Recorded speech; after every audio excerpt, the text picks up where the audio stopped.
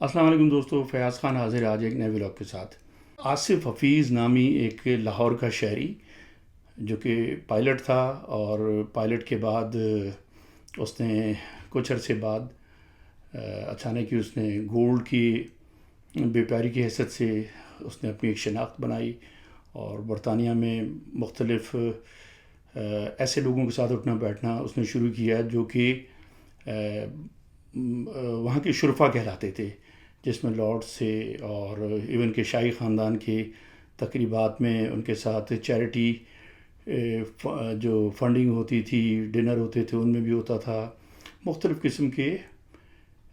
تقریبات میں اسے ویلکم کیا جاتا تھا، اور دنیا بھر کی جو خیراتی ادارے تھے ان کو یہ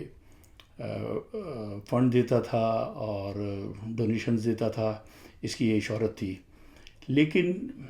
اس کے لیے کہا جاتا ہے کہ Mozambique, Kenya, South Africa, India, U A E اور پاکستان سے لے کے امریکہ تک، جبکہ یورپ کے مختلف ممالک تک اس کا منشیات کا ایک بزنس پھیلا ہوا تھا، ایک نیٹ ورک تھا، اور اس نیٹ ورک کو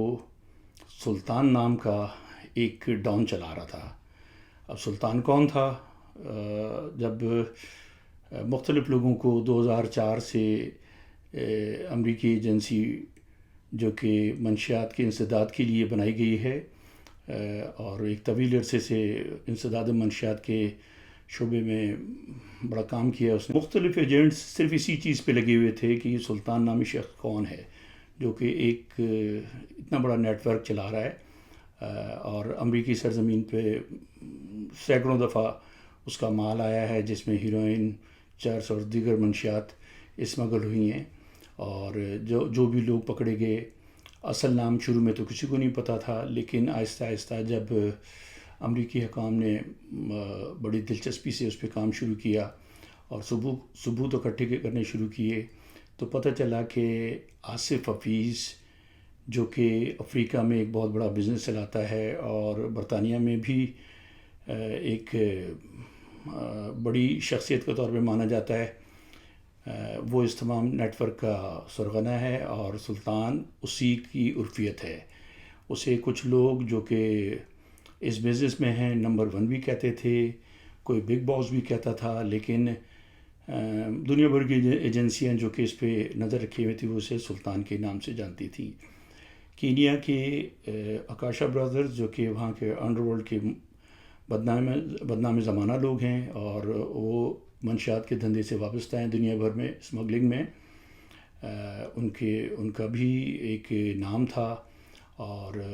ان پہ کیسز تھے۔ جب وہ گرفتار ہوئے کینیا میں تو اس وقت انہوں نے بھی انٹروگیشن میں جو انگلیاں اٹھائیں اور اس نیٹ ورک کے پیچھے بتایا۔ حکام کا کہنا ہے کہ اس کے پیچھے بھی آصف حفیظ عرف سلطان کا نام تھا۔ بھارتی اداکارہ ممتا کلکرنی جو کہ بھارت سے افریقہ آ گئی تھی، اور ان کے شوہر وکی گوسوامی جو کہ گینگسٹر تھے، اس کے بعد منشیات کے اسمگلنگ میں ان کا نام آتا رہا، اور دونوں میاں بیوی گرفتار بھی ہوئے۔ لیکن جب یہ وکی گوسوامی اکاشا برادرز کے ساتھ گرفتار ہوا تو امریکی حکام ان کے خلاف بہت سے ثبوت اکٹھے کر چکے تھے، اور وہ کینیا سے انہیں امریکہ اپنی تحویل میں لے کر امریکہ منتقل کرنے میں کامیاب ہوئے۔ تو وکی گوسوامی اس بات پر تیار ہو گیا کہ وہ اس کے پاس ثبوت ہیں، اور وہ کورٹ میں آصف حفیظ کے خلاف گواہی کے لیے بھی تیار ہے، اور وہ ثبوت پیش کر سکتا ہے، جس پر اسے ایک وٹنس کے لیے امریکی حکام نے اپنی لسٹ میں شامل کر لیا ہے۔ آصف حفیظ 2017 میں جب امریکی حکام کی ایک بہت سے ثبوت اور ان کے جوائنٹ آپریشن کے بعد برٹش حکام نے اسے لندن میں گرفتار کیا، تو اس کے وکلاء، اس کی فیملی کا کہنا تھا کہ یہ آصف حفیظ ایک کاروباری شخص ہے، اور اس کی شہرت دنیا بھر میں ایک نیک نام کے کاروباری شخصیت کے طور پہ ہے، جس میں وہ دنیا بھر کی خیراتی اداروں کو فنڈ ریزنگ کرتا ہے اور مدد کرتا ہے غریبوں کی، اور اس کی یہ شہرت ہے۔ اور وہ بیمار ہے، ایک کان سے سنائی نہیں دیتا، کافی بیمار بھی ہے، لیکن حکام کے پاس اس کے خلاف اتنے ثبوت تھے کہ آصف حفیظ کے وکلاء، اور وکلاء بھی کوئی معمولی وکلاء نہیں تھے، ہائی پروفائل وکیل تھے برطانیہ کے، وہ ایک طویل قانونی جنگ کرنے کے باوجود امریکی حکام کے دیے ہوئے ثبوتوں کے آگے وہ بے بس ہو گئے، اور آخرکار 2 روز قبل امریکی حکام آصف حفیظ کو لنڈن کی ایک جیل سے قانونی طور پر امریکہ کی نیو یارک کی ایک جیل منتقل کرنے میں کامیاب ہو گئے۔ یہ ایک طویل جنگ تھی، اور امریکی حکام کا کہنا ہے کہ وہ 2004 سے اس نیٹ ورک کے پیچھے تھے، اور اس نیٹ ورک کو انہوں نے بڑی محنت کے بعد قابو کیا ہے، اور اس کے سرغنہ کو اب وہ سزا دلوانے میں کامیاب ہو جائیں گے، یہ امریکی حکام امید رکھتے ہیں۔ آصف حفیظ کینیا میں مختلف بزنسز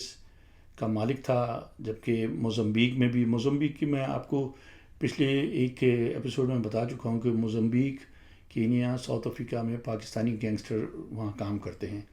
تو آصف حفیظ کا لنک بھی اسی طریقے سے تھا، انہیں تمام لوگوں سے بھی تھا، اور وہاں پہ بدعنوانی اتنی زیادہ ہے کہ آپ بدعنوانی کی بات کریں گے تو پاکستان کو بھول جائیں گے۔ وہاں کے بڑے ہائی پروفائل لوگ نیچے سے اوپر تک منشیات کے دھندے میں ملوث ہیں، اور موزمبیق تو اس کام کی جنت کہی جاتی ہے۔ تو آصف حفیظ جیسے لوگ وہاں پہ اگر یہ اس میں انوالو تھا تو ان کے لیے تو کوئی مسئلہ ہی نہیں تھا وہاں یہ اپنا ایک مقام بنانا۔ تو اب دیکھتے ہیں کہ وکی گوسوامی جو امریکی کورٹ میں آصف حفیظ کے خلاف گواہی دیں گے، دیکھیں ان کی گواہی پر اور دوسرے شواہد جو امریکی حکام کے پاس ہیں، آصف حفیظ کو عمر قید کی سزا ہوتی ہے یا کتنی سزا ہوتی ہے، یا وہ بری ہو جاتے ہیں، دیکھتے ہیں۔ اور آصف حفیظ کے فیملی کا کہنا ہے کہ ان کو امریکی حکام سے کوئی انصاف کی امید نہیں ہے، جبکہ میں سمجھتا ہوں کہ یہاں پہ سسٹم ایسا ہے، اگر کوئی بے گناہ ہے تو اس کے لیے بڑے ایک راستے ہیں، اور اس کو میں نہیں سمجھتا کہ یہاں کی عدالتیں سزا دیں گی، لیکن اگر وہ گناہ گار ہے تو پھر اسے دنیا کی کوئی طاقت نہیں بچا سکتی۔ تو دیکھتے ہیں، اور اس میں جو بھی اپڈیٹ ہوگا میں آپ کو بتاتا رہوں گا۔ امید ہے آج آپ کو یہ ایک روٹین کی سٹوری سے ہٹ کے، جو میں پولیس سٹوریاں آپ کو سناتا ہوں اس سے ہٹ کر ہے، امید ہے یہ سٹوری پسند آئی ہوگی۔ تو انشاءاللہ اگلے ویلاگ تک اجازت دیجیے، اللہ حافظ۔